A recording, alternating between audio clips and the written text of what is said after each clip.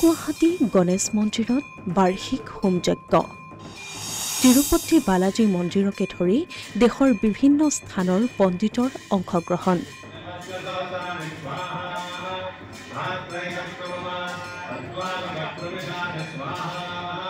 প্ৰখ্যাত বালাজী ট্ৰাষ্টৰ দ্বাৰা পৰিচালিত ঐতিহ্যপূৰ্ণ মন্দিৰত এই হোমযজ্ঞ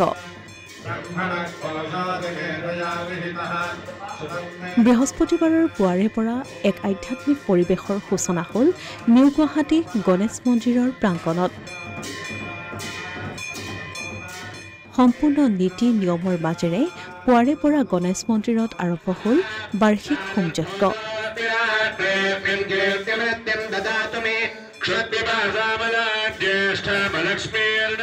পুৱা ৮ বজাৰ পৰা প্ৰথম পূজ্যদেৱ গণেশ পূজাৰে আৰম্ভ হয় বাৰ্ষিক হোমযজ্ঞৰ কাৰ্যসূচী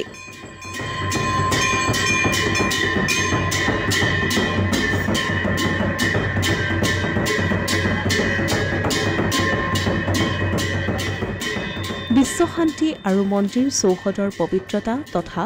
অপশক্তি বিনাশকাৰী শক্তি বৃদ্ধিৰ উদ্দেশ্যে প্ৰতিবছৰে অনুষ্ঠিত হৈ আহিছে এই মহা হোমযজ্ঞ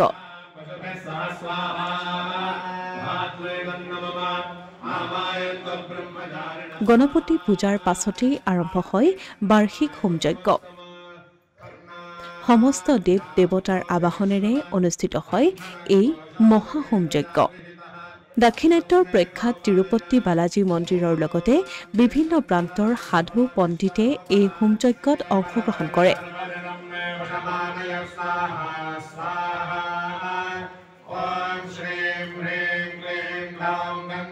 নিউ গুৱাহাটী গণেশ মন্দিৰৰ এই বাৰ্ষিক হোমযজ্ঞত লখৰাস্থিত বালাজী মন্দিৰৰ পৰিচালক মণ্ডলী আৰু পণ্ডিতৰ লগতে দেখিবলৈ পোৱা গ'ল নিউ গুৱাহাটী অঞ্চলৰ লগতে আৰু বহুসংখ্যক ভক্তপ্ৰাণ ৰাইজৰ ভিৰ অভিষেক পূৰ্ণাহুতিৰে সম্পন্ন হোৱা এই হোমযজ্ঞত পণ্ডিতসকলৰ মন্ত্ৰোচ্চাৰণে চৌপাশ মুখৰিত কৰি তোলে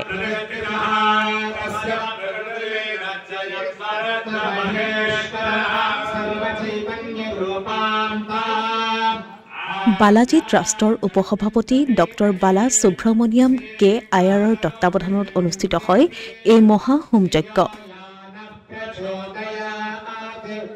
শান্তি সমৃদ্ধি জ্ঞান বৃদ্ধিৰ কামনাৰে হোমযজ্ঞত সেৱা আগবঢ়ালে ভক্তপ্ৰাণ ৰাইজে